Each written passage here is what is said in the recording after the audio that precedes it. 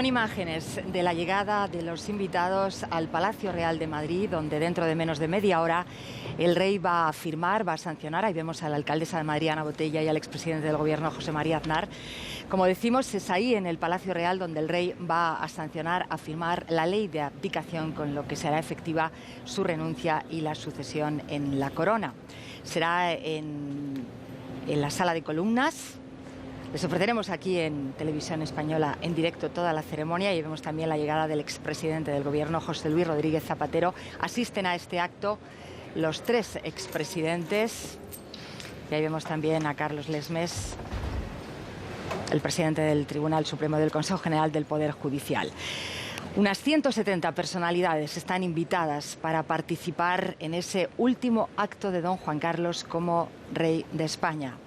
A partir de las 12, buenas tardes, estamos junto al Palacio Real. Como decía, a partir de las 12 de esta noche ya será efectiva esa renuncia cuando se publique en el Boletín Oficial del Estado, y desde ese momento el príncipe Felipe se habrá convertido en Felipe VI. Vamos a contar todos los detalles de esta solemne ceremonia que va a comenzar dentro de unos minutos ahí en el Palacio Real. Me acompañan en este set improvisado junto al Palacio Victoria Prego, periodista y escritora, y también Benigno Pendas, que es catedrático y el director del Centro de Estudios Políticos y Constitucionales. Hemos hablado mucho estos días, buenas tardes a los dos y gracias. Buenas tardes. Hemos hablado mucho del momento histórico. La verdad es que han pasado 17 días desde que el rey anunció su intención de abdicar y nos hemos acostumbrado a la idea, pero quería saber vuestra opinión sobre exactamente qué supone lo que vamos a vivir hoy, porque ya hoy sí que se hace efectivo el cambio.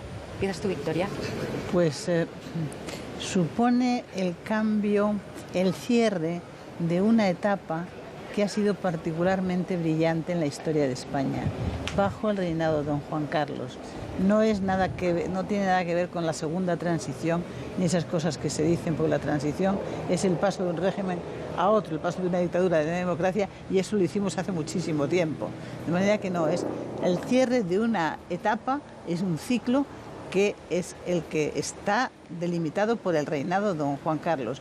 Y eso es histórico porque en ese periodo España ha dado un salto gigantesco, político, económico, social e internacional. De manera que es un periodo verdaderamente honroso, del que nos deberíamos sentir orgullosos, y que ha sido bajo el reinado de don Juan Carlos, que termina hoy. Termina esta noche, Benigno.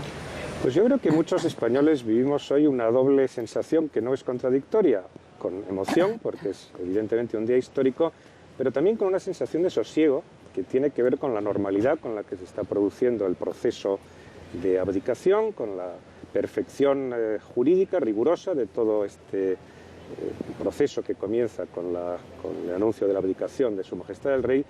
Y por supuesto coincido con Victoria en que estamos ante un momento en el que la gran figura es la de don Juan Carlos, una figura ya de dimensión histórica que ha traído, pues, en un reinado de cerca de 40 años, un periodo de paz, de prosperidad, de pluralismo, de democracia, de libertad, que es absolutamente inédito en la historia de España. Y por supuesto de concordia, que es la palabra clave, en efecto.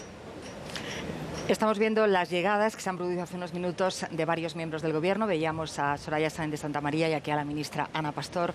Todo el Gobierno asiste a esta ceremonia, a la ceremonia de abdicación del rey, después de que el Senado y el Congreso hayan apoyado esa ley orgánica.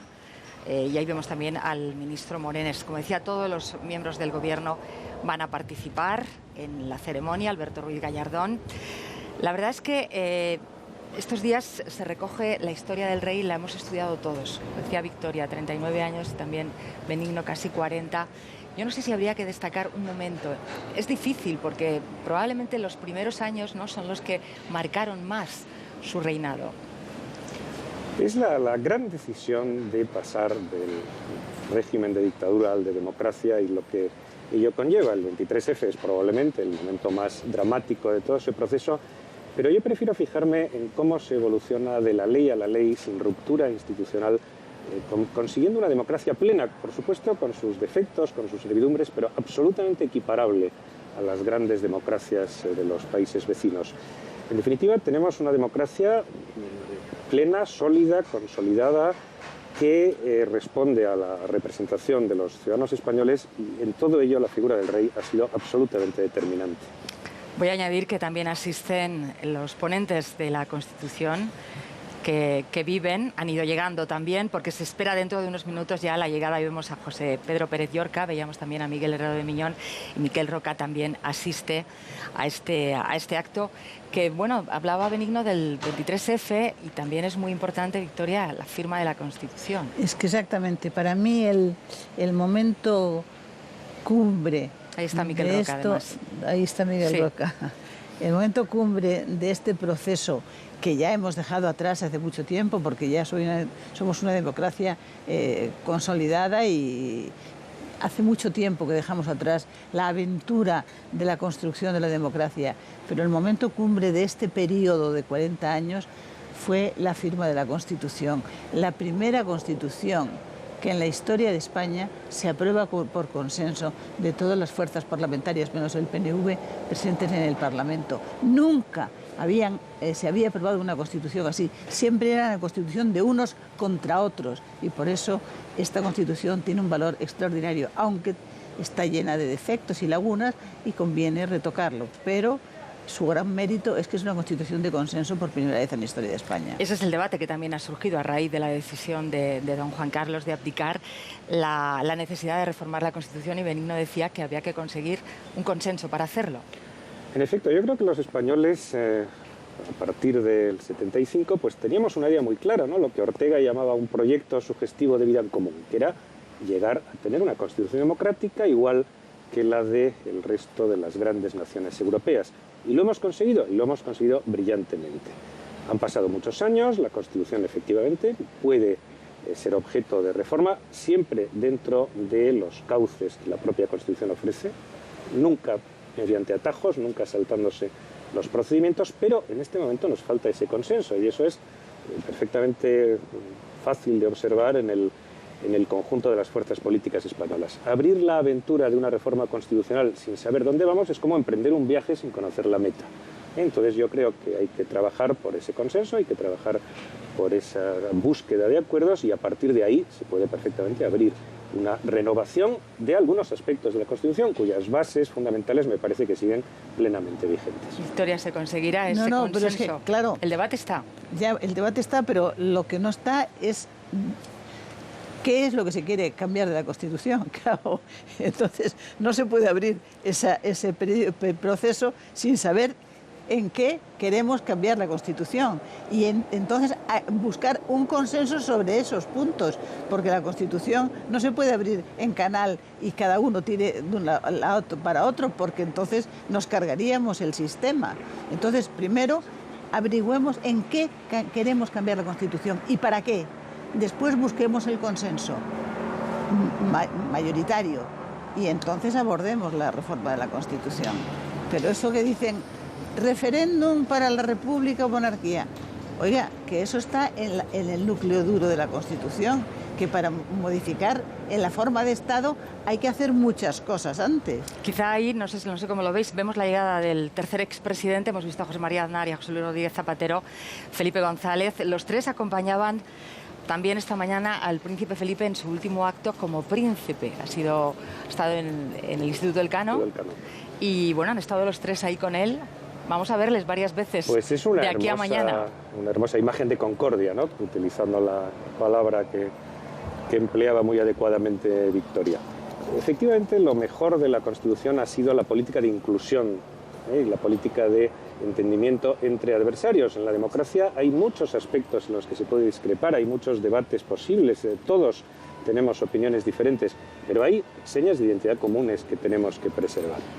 El tema monarquía-república, yo diría que hay muchas virtudes de la monarquía parlamentaria, pero una de ellas es que los republicanos pueden legítimamente manifestar su opinión en las calles, en los medios, etcétera, opinión que es legítima pero minoritaria.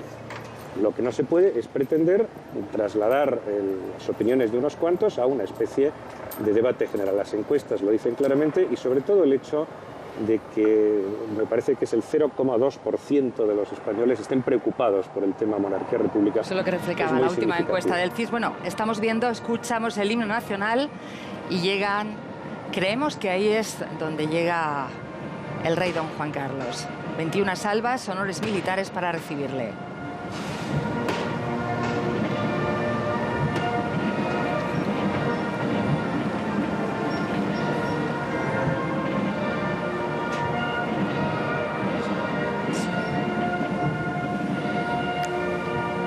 Sí, sí, es el rey, es el rey.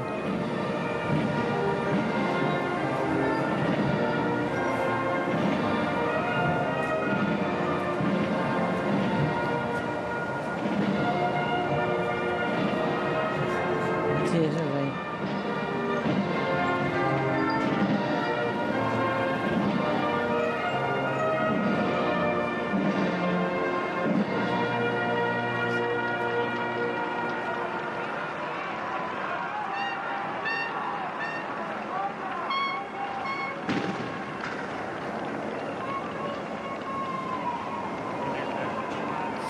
Bueno, estamos muy cerquita y podemos contar, aparte de que hace hoy mucho calor en Madrid, tenemos una tarde de mucho sol, mucho calor aquí también donde nos encontramos. Hemos ido viendo cómo la gente se iba acercando para ver de cerca este momento. Ahí vemos a la reina acercarse los dos a un momento que para ellos tiene que tener... Efectivamente, hablabais un poco del momento histórico para todos nosotros. Quizá a mí me gustaría también entrar un poco en el momento personal. 39 años, un reinado muy largo. Yo no sé, Victoria hacía unos días un esbozo de cómo podría ser la vida del rey a partir de ahora. Bueno, es complicado. Dos aspectos sí, distintos.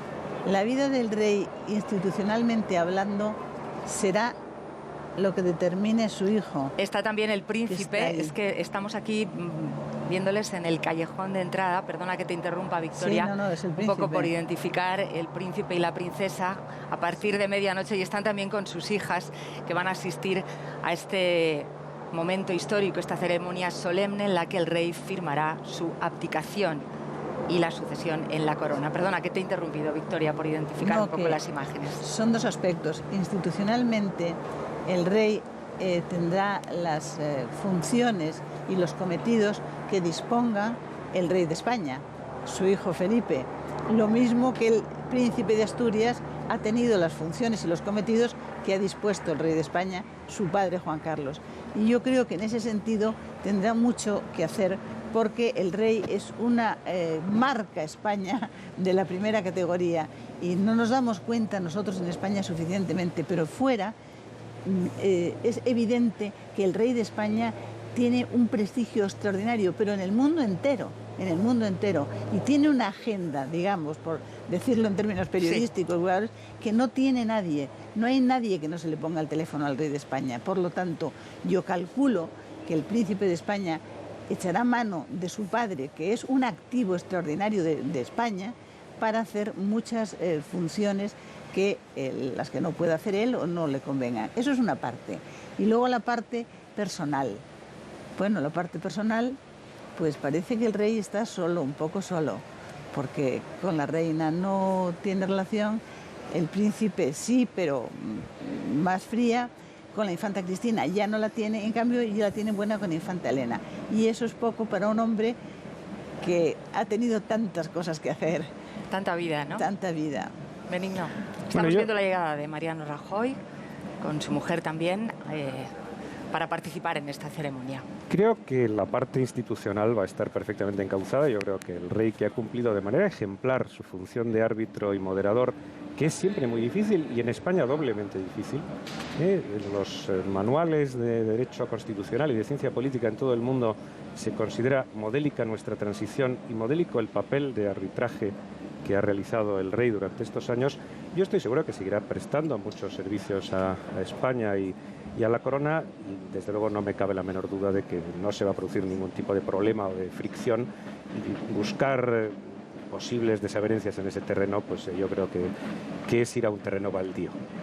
Otra de las cosas que habéis mencionado es esa capacidad del rey de ganarse la simpatía de la gente, la complicidad, incluso ya hablando de jefes de Estado, de sus relaciones internacionales. Todo el mundo ha destacado lo bien preparado que está el príncipe, tiene 46 años y toda su vida se ha preparado para este momento. Esa parte que digamos que entra ya más en el terreno de la personalidad, ¿La tiene también el príncipe? No, el príncipe no es como el rey. ¿Tiene que ser? No, no tiene que ser. No tiene que ser porque cada uno es una manera. El príncipe no es como el rey, pero tendrá que suplir esa falta de ¿cómo diría yo?, de casticismo, porque el rey es un castizo. Pero el príncipe no, es más parecido a su madre. Pero en cambio la reina tiene un prestigio extraordinario entre los españoles, de manera que no es bueno ser como el rey, pero no es malo no ser como el rey. El príncipe, el rey Felipe VI, tendrá que suplir esa carencia de carácter castizo y populista con otras cualidades que tiene. Pues yo creo que cada época tiene su momento, y lo mismo pues que ese carácter que todos hemos elogiado del rey en los momentos de la transición fue determinante, y lo ha sido efectivamente en muchos grandes temas internacionales, porque la política internacional se desarrolla con cierta frecuencia detrás de las bambalinas, claro, no necesariamente en los actos formales, y ahí el rey se ha manejado siempre magníficamente. En el caso del todavía príncipe, rey Felipe VI, dentro de unas horas, es un lío. Nos tendremos que ir acostumbrando. Yo creo que tiene una cualidad muy importante, y es la distancia justa que mantiene con sus interlocutores. Es cercano y es afable, pero al mismo tiempo despide pues ese respeto que es muy importante en la relación con un jefe de Estado, como será dentro de unas horas. Y luego todo el mundo destaca, porque es cierto, su enorme preparación, muy especialmente en temas internacionales, sus conocimientos sobre cuestiones históricas, sociológicas, económicas. Eso en el mundo del siglo XXI es fundamental. Estamos viendo imágenes del Palacio Real, imágenes aéreas de Madrid, una ciudad que se prepara para vivir mañana esa ceremonia de proclamación cuando el rey Felipe VI llegue al Congreso de los Diputados ya como rey. Pero yo creo que hoy podemos dedicar estas últimas horas del reinado de don Juan Carlos a hablar de él precisamente, de lo que ha conseguido en estos años y de los retos que deja a su hijo, porque es verdad que don Juan Carlos se despide en un momento muy específico de España. Victoria mencionaba el momento en el que don Juan Carlos llegó a ser rey. No es lo mismo. Eran unas condiciones muy difíciles, pero es verdad que, no sé lo que pensáis, pero que tampoco Felipe VI lo va a tener fácil. Claro, el rey, bueno, accedió y ciñó la corona en un momento criminal, vamos, era terriblemente difícil y tuvo enormes dificultades, pero por debajo y sin que se supiera, tenía la voluntad decidida de todos los españoles de no volver a repetir una guerra y de llegar a la concordia, y de la mayoría inmensa de alcanzar la democracia. Y eso funcionó como un motor silencioso en todos los actos y todas las decisiones que el rey adoptó, que fueron muchas y muy arriesgadas. El príncipe, mañana rey, esta noche ya, a las 12. Felipe VI no tiene esa voluntad colectiva de los españoles aún. Tiene un país, yo creo, desmoralizado, yo decía hoy en el periódico, melancólico, despegado de su clase política, desconfiado de sus dirigentes por asuntos como la corrupción y otros muchos, y tiene también una amenaza de secesión territorial en Cataluña y probablemente en el País Vasco. De manera que el panorama del rey Felipe VI es muy difícil también, aunque tiene otro tipo de dificultades. Pero yo creo que la mayor es que el país está desmoralizado. Benigno. Pues yo voy a transmitir una impresión, porque creo en ella, de razonable optimismo. Yo creo que las circunstancias objetivas de la época de la transición eran mucho más difíciles que las actuales. España ha cambiado mucho y ha cambiado para bien en estos 40 años. Se hizo realmente lo difícil. A veces a los españoles nos cuesta trabajo vivir la normalidad, tendemos un poco hacia la épica y hacia hacer bien las cuestiones especialmente difíciles, y luego pues en la vida cotidiana nos falta un cierto sentido utilitarista, ¿no? Que es muy británico, por ejemplo, y que permite pues que hagan las cosas bien en la vida cotidiana. Vamos a ver, yo sigo creyendo, como dijo el príncipe una vez, precisamente en la entrega de los premios Príncipe de Asturias el último año, que esta es una nación por la que merece la pena luchar, que tiene grandes cualidades, que tiene una estabilidad social profunda que a veces no se percibe pues por debajo de esa especie de humo que despide el debate público, ¿no? El debate mediático también. Sí, tenemos un problema territorial, efectivamente, entonces también lo había, entonces teníamos un problema terrorista que felizmente parece que ya está superado, entonces estábamos aislados del mundo y estamos plenamente integrados en la Unión Europea. Son otros problemas. Si somos sensatos no hay ningún motivo para que vaya un mal asunto. Quizá podemos, si tenemos ocasión de hablar durante el programa un poco de esa labor de pedagogía que tienen que hacer los políticos para explicar realmente, lo decía Victoria, qué se puede cambiar, qué movimientos se pueden dar. Igual ahora es cuando se le va a pedir más a la clase política, no en un momento especialmente... Debería pedírsele más a la clase política. Son ellos los que tienen que hacer porque esa tarea. No es el rey el que tiene que hacer eso. No, es el Parlamento. Lo que quería preguntaros también es cómo veis ese proceso de aforamiento del que muchos españoles han oído hablar como algo que les resulta extraño, ¿no? El hecho de que el rey a partir de las 12 de esta noche queda en una circunstancia imprecisa. Bueno, no, imprecisa no, precisa. Queda al albur de lo que sea. Sí, Victoria, pero realmente, y tenemos a un experto constitucionalista que nos puede explicar realmente qué pasa con ese periodo en el que él ha estado, digamos, que protegido, entre comillas. Vamos a ver, yo creo que hasta hoy a las 12 no hay ninguna duda. A las 12:01 hay una teoría que es abrumadoramente mayoritaria en los medios jurídicos. No hay retroactividad en este terreno. Eso es lo que quería decir cuando decía... Los actos realizados durante la etapa como rey están sujetos a la irresponsabilidad jurídica que establece la Constitución para el jefe del Estado. A partir de ahora convendría cuanto antes, y ya está en marcha el proceso, para establecer un aforamiento, que no es lo mismo. Un aforamiento que debe realizarse vía ley orgánica, vía una reforma de la ley orgánica del Poder Judicial, y lo razonable sería introducirlo en alguna ley que esté en este momento en tramitación y probablemente en un periodo de no más de un mes, mes y medio, pudiera estar incorporado a nuestro ordenamiento. Yo, sinceramente, creo que el Gobierno debería darse prisa en aprobar una ley orgánica en los términos que sea para aforar al rey una vez que pierde su inviolabilidad, que es esta noche.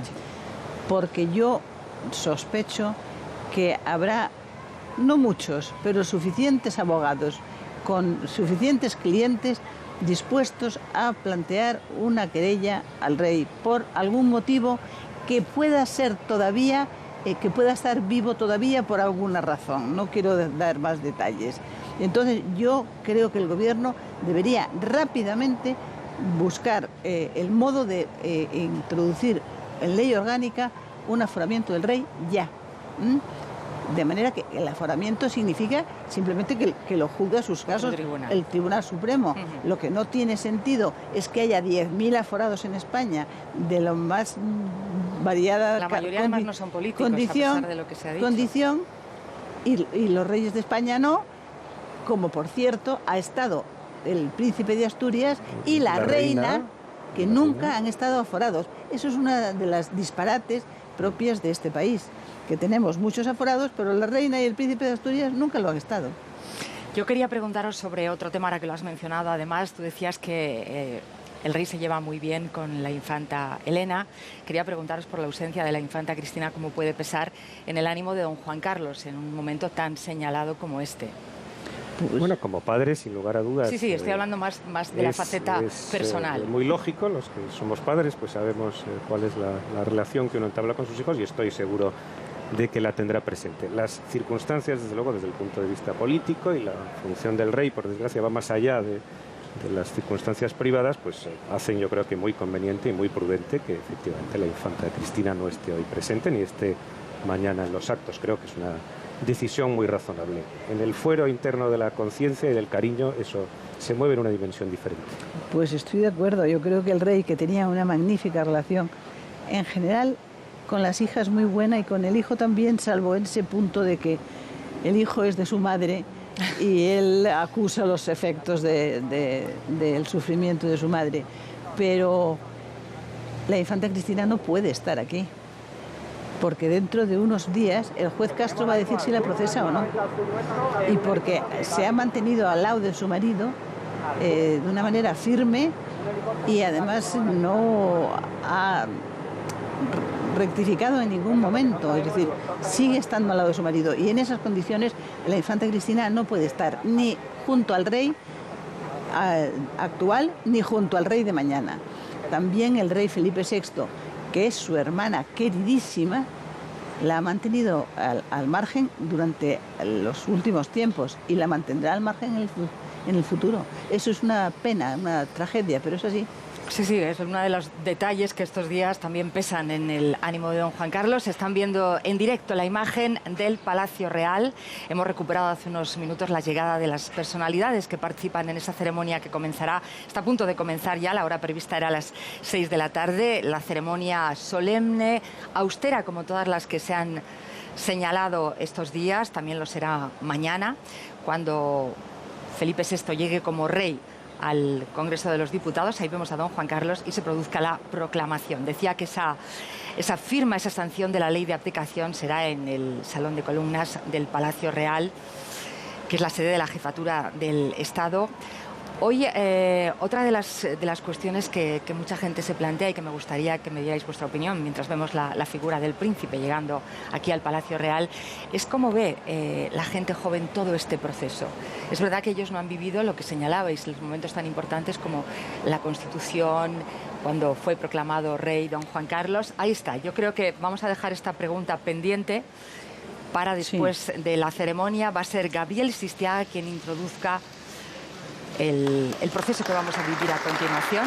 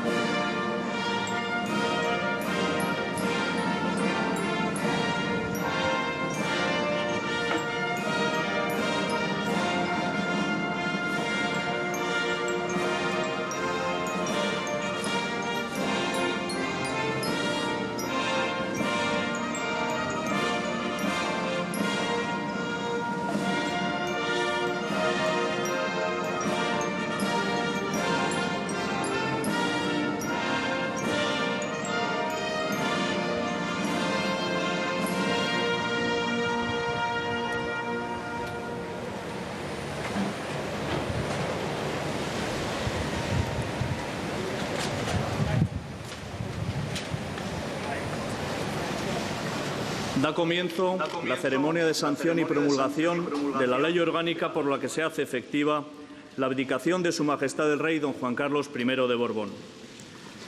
El 2 de junio de 2014, Su Majestad el Rey comunicó a los españoles y oficialmente al señor presidente del Gobierno, el excelentísimo señor don Mariano Rajoy Brey, su voluntad de abdicar la corona de España. El Consejo de Ministros, reunido en sesión extraordinaria el 3 de junio del mismo mes y año, en cumplimiento de lo establecido en el artículo 57.5 de la Constitución española, aprobó el proyecto de ley orgánica, por la que se hace efectiva la abdicación de Su Majestad el Rey don Juan Carlos I de Borbón. Tras la tramitación parlamentaria, regulada en la Constitución y en los reglamentos de las cámaras, el excelentísimo señor presidente del Senado, don Pío García Escudero Márquez, ha remitido al Ministerio de la Presidencia escrito en el que se certifica que el texto de la ley orgánica aprobada por las Cortes Generales es el que se lee a continuación, en el que se han insertado, para su firma en este acto, las fórmulas legales de sanción y promulgación. Seguidamente, el excelentísimo señor don Jaime Pérez Renovales, subsecretario de la Presidencia, procede a la lectura de dicha ley orgánica.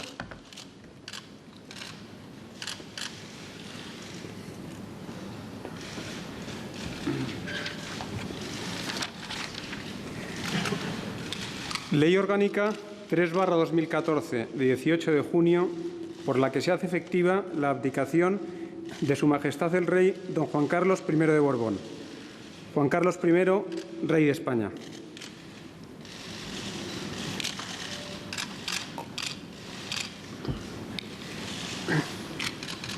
A todos los que la presente vieren y entendieren, sabed que las Cortes Generales han aprobado y yo vengo en sancionar la siguiente ley orgánica.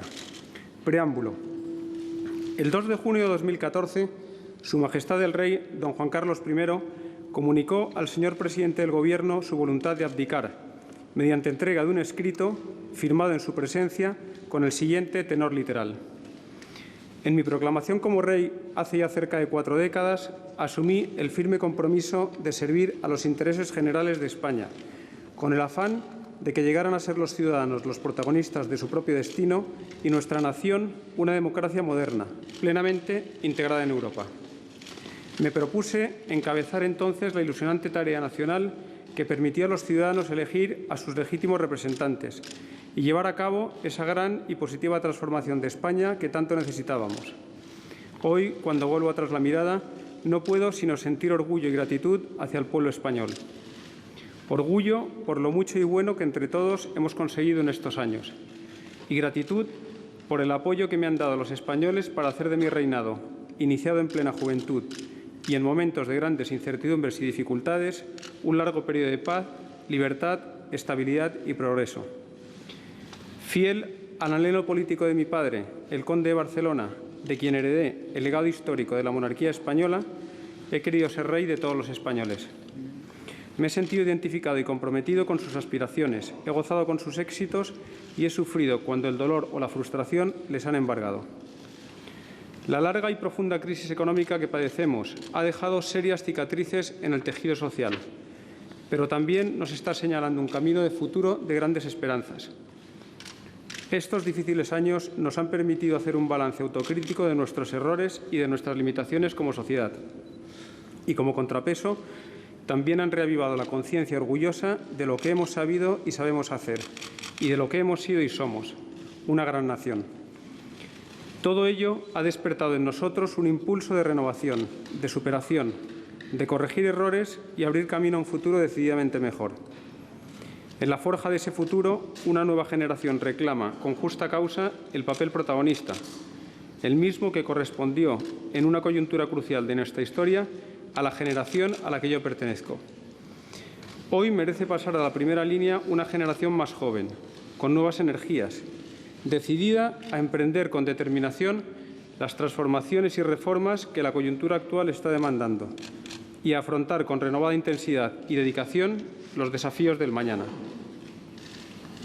Mi única ambición ha sido y seguirá siendo siempre contribuir a lograr el bienestar y el progreso en libertad de todos los españoles.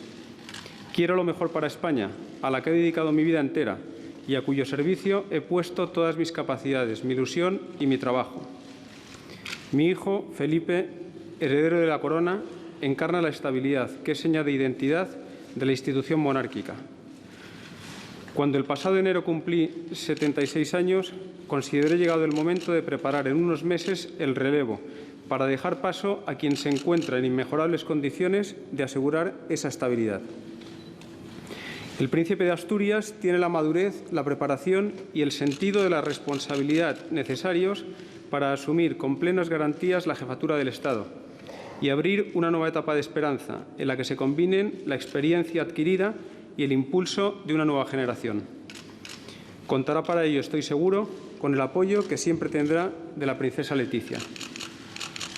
Por todo ello, guiado por el convencimiento de prestar el mejor servicio a los españoles y una vez recuperado, tanto físicamente como en mi actividad institucional, he decidido poner fin a mi reinado y abdicar la corona de España, deponiendo en manos del Gobierno y de las Cortes Generales mi magistratura y autoridad para que provean a la efectividad de la sucesión en la corona conforme a las previsiones constitucionales.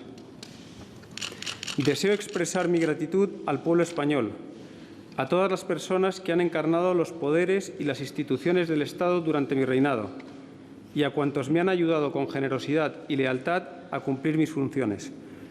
Y mi gratitud a la reina, cuya colaboración y generoso apoyo no me han faltado nunca. Guardo y guardaré siempre a España en lo más hondo de mi corazón. Su Majestad el Rey lo puso en conocimiento de los presidentes del Congreso de los Diputados y del Senado, y el presidente del Gobierno dio traslado del escrito al Consejo de Ministros.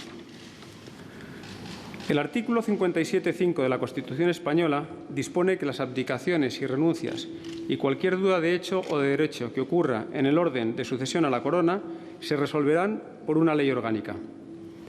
Este precepto sigue los precedentes históricos del constitucionalismo español, que en los textos fundamentales de 1845, 1869, 1876 y con variaciones en otros precedentes ya reservaban al Poder Legislativo la solución de las cuestiones a que diera lugar la sucesión, así como la autorización de la abdicación, incluso mediante una ley especial para cada caso.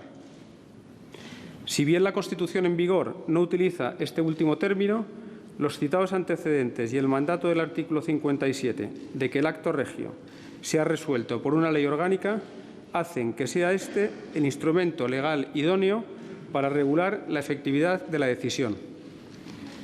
La entrada en vigor de la presente ley orgánica determinará, en consecuencia, que la abdicación despliegue sus efectos y que se produzca la sucesión en la corona de España de forma automática, siguiendo el orden previsto en la Constitución. Artículo único. Abdicación de Su Majestad el Rey don Juan Carlos I de Borbón. Apartado primero. Su Majestad el Rey don Juan Carlos I de Borbón abdica la corona de España. Apartado segundo. La abdicación será efectiva en el momento de entrada en vigor de la presente ley orgánica. Disposición final única. Entrada en vigor. La presente ley orgánica entrará en vigor en el momento de su publicación en el Boletín Oficial del Estado. Por tanto, mando a todos los españoles, particulares y autoridades, que guarden y hagan guardar esta ley orgánica. En Madrid, el 18 de junio de 2014, Juan Carlos, Rey.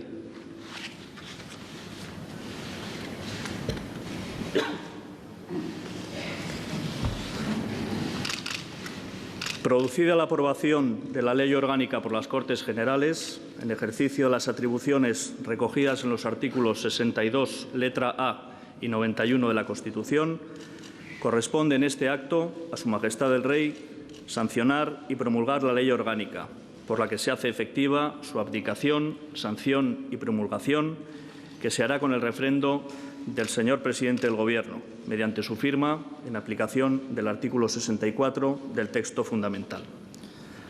A continuación, Su Majestad el Rey don Juan Carlos I sanciona y promulga la Ley Orgánica mediante su firma.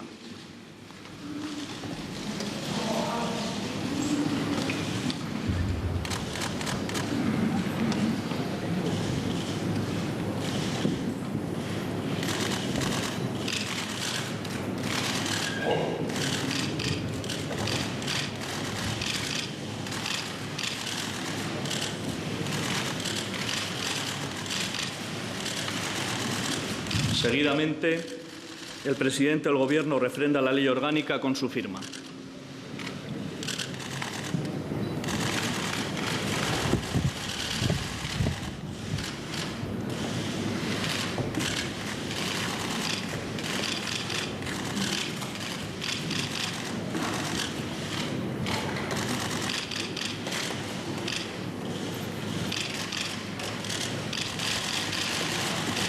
Queda sancionada, promulgada y refrendada la Ley Orgánica, que será publicada mañana en el Boletín Oficial del Estado.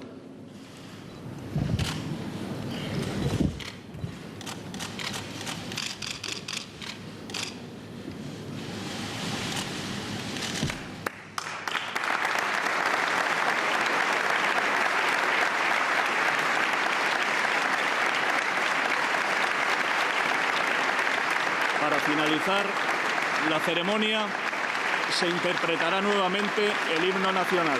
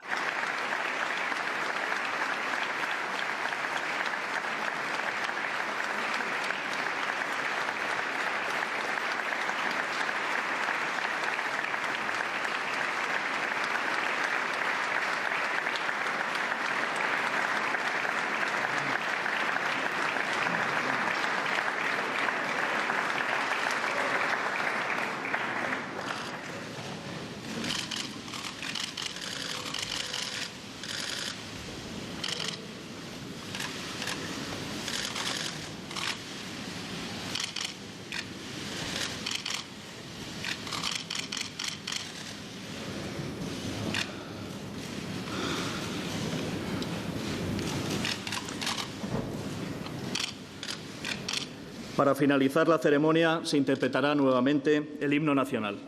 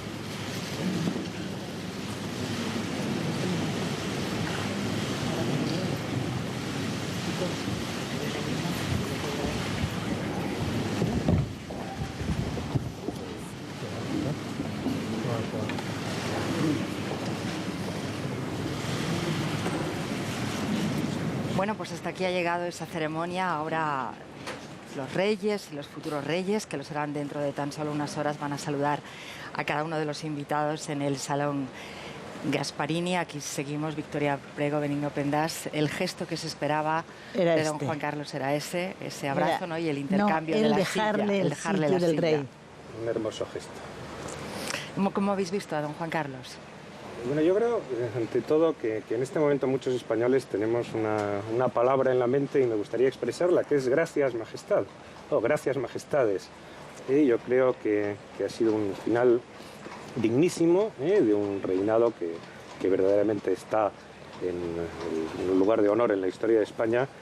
Le hemos visto naturalmente emocionado, pero le hemos visto también en su sitio, desempeñando hasta el último momento el papel institucional que ha desarrollado, y con una ceremonia que tiene esa sobriedad y esa austeridad que ha sido característica siempre de la corona española. La corte española históricamente nunca ha sido ostentosa, no ha sido Versalles o no ha sido Viena, ha tenido ese rigor, esa austeridad, esa dignidad que se ha traducido en el acto de hoy. Victoria. Bueno, yo también estoy de acuerdo, ha sido un acto austero. Y al rey lo he visto muy emocionado, lo he visto muy emocionado, pero aguantando naturalmente. Daba la impresión de que iba a llorar, pero al final parece que no. Y el gesto ha sido muy bonito. Le ha dejado el sitio del rey a su hijo. Eso es una cosa muy bonita y muy... No ha habido discurso del rey, estamos viendo de nuevo el momento de la firma, primero por parte de don Juan Carlos, no iba a haber discurso, no iba a decir eso efectivamente, pero se ha recordado las palabras, la intervención del rey cuando el día 2 anunció su intención de abdicar, donde se recogían los motivos que él expuso. Hay gente que ha pensado que faltaban más detalles, se echaba en falta más discurso, ¿no? Aquel día. Yo creo que aquel día se dijo justo lo que se tenía que decir y sobre todo algo que enlaza con una pregunta que habíamos dejado pendiente y es ¿cómo ven los jóvenes este proceso? Yo creo que en el discurso del rey que hoy hemos escuchado de nuevo hay una idea clave, paso a una nueva generación. Yo creo que tenemos que explicarles a los jóvenes españoles, yo pongo siempre el ejemplo de mis alumnos, ¿no? Que tienen la fortuna de haber nacido en un país en libertad y en democracia, que tienen la fortuna de disfrutar con naturalidad de las libertades públicas y de los derechos fundamentales y que eso ha sido el producto del trabajo esforzado y difícil de toda una generación encabezada desde luego por la figura de don Juan Carlos, y no quisiera olvidar hoy también a Adolfo Suárez, que nos dejó recientemente y que de alguna manera es protagonista también en este acto. Sobre todo en esos primeros años, ¿verdad, Lo Victoria? que pasa es que es tarde para empezar a explicarles a los jóvenes lo que no les hemos explicado durante una generación completa. Es decir, hay una generación de jóvenes que ha nacido en libertad pensando que esto se daba así, como el aire que se respira, y yo creo que nuestra generación no ha sido suficientemente responsable y no se ha ocupado suficientemente de explicarles el valor de lo que disfrutaban. Y por lo tanto los jóvenes españoles, en una proporción que yo no sé decir ahora mismo porque soy un desastre para los datos de las encuestas, mayoritariamente no están interesados en la monarquía y probablemente prefieren una república, pero no por nada especial, sino porque no han sido enseñados en el valor de esta monarquía parlamentaria y constitucional. Yo creo que es una responsabilidad de nuestra generación no haberlo hecho. ¿Vais a permitir, bueno, si quieres añadir algo no hay problema, porque vamos a hablar únicamente que tenemos que empezar a ofrecerles buenos argumentos, incluido uno que es elemental y que no es histórico ni emotivo. Muchos de los países más avanzados, social, económico y políticamente del mundo son monarquías. Por algo será, y son países inequívocamente democráticos y desde luego progresistas en el sentido más estricto de la palabra. Ese es un argumento que no apela al pasado, sino al futuro. Por algo será. Y un poco a la clase política que decíamos antes, que tiene esa tarea también. Macarena Bartolomé ha vivido, mientras vemos las imágenes de cómo han ido las hijas de los futuros reyes a saludar a su abuelo en un momento tan especial para él y un momento histórico para todos. Macarena Bartolomé está justo enfrente de la entrada del Palacio Real. Macarena. Sí, buenas tardes. Aquí hemos visto cómo se ha acercado algunas personas justo cuando estaban entrando por esta puerta que tengo a mi espalda, los reyes y los todavía príncipes. Y después de que han entrado, les han aplaudido, hemos oído algunos vivas el rey, después se han ido yendo y ahora hace unos minutos veíamos cómo salían los militares que habían estado encargados de hacer los honores militares con los que se ha recibido aquí a su llegada al rey don Juan Carlos. Macarena, han participado representantes institucionales, unos 170, estaban los presidentes autonómicos, ha habido también alguna ausencia, yo no sé, todos no han pasado por ahí, ¿los has podido ver? No, todos no han pasado por aquí, ha habido ausencias, estaban invitados, además del presidente del gobierno, el gobierno en pleno, los representantes de los poderes del Estado, los presidentes de las comunidades autónomas, pero no hemos visto si estaban todos. Finalmente también estaban invitados la patronal, los sindicatos, estaban invitados el cuerpo diplomático, los expresidentes del gobierno, los 3 expresidentes del gobierno, las mesas del Congreso y del Senado, los 3 padres vivos de la Constitución y también estaban los ponentes de la Constitución, como decía, el jefe del Estado Mayor y los directores de la Policía y de la Guardia Civil. Hemos visto el acto que ha empezado muy puntual, ha durado unos 15 minutos, ha sonado 3 veces el himno nacional y justo cuando terminaba ese himno nacional veíamos como todos abandonaban ese salón de columnas donde se ha celebrado esa ceremonia de promulgación y sanción de la ley orgánica que hace efectiva la abdicación del rey. Gracias, Macarena. No hemos visto nosotros tampoco a todos los asistentes. No estaba seguro que estuvieran Íñigo Urkullu y Artur Mas, pero que han confirmado que mañana participarán en la proclamación. Creo que quienes no iban a estar eran los portavoces de Izquierda Plural, el PNV y Esquerra, puede ser. Sí. No estoy segura, lo estoy haciendo un poco de memoria. Mañana sí que van a estar todos los presidentes autonómicos en esa proclamación de Felipe VI. Ahora sí que podemos hacer un poco futurible y hablar de lo que se espera de ese discurso. Desde Zarzuela han dicho que va a ser un discurso con mucho contenido político. Tenemos un minuto. Contenido político, naturalmente, en el marco de lo que es el rey en nuestro sistema. Yo tengo la convicción de que va a haber algunas ideas importantes en el discurso de mañana, que va a pronunciar ya como rey don Felipe VI, y que por tanto pues se marca la renovación dentro de la continuidad, que es lo mejor de todo este proceso. España vive efectivamente tiempos difíciles, antes dije que creo que muchos más difíciles eran los tiempos de la transición, y por tanto pues todos esperamos con el mayor interés que pueda decir mañana don Felipe. Victoria. Yo creo que va a ser un discurso importante y que tiene que ser un discurso importante. El príncipe Felipe, el rey Felipe VI, tiene que hacer un discurso importante mañana. Será uno de los momentos destacados de la proclamación mañana. Muchísimas gracias a los dos por acompañarnos y estar con nosotros, tratando de averiguar todo lo que hay de solemne y de descifrar las claves de esta firma de la abdicación por parte de don Juan Carlos. Les dejamos ahora aquí en La Primera con un reportaje, Juan Carlos I, mi historia, y por supuesto volveremos a las 9 en el telediario con toda la información del día, y un lugar destacado lo ocupará una de las noticias, la abdicación de don Juan Carlos. Gracias y hasta luego.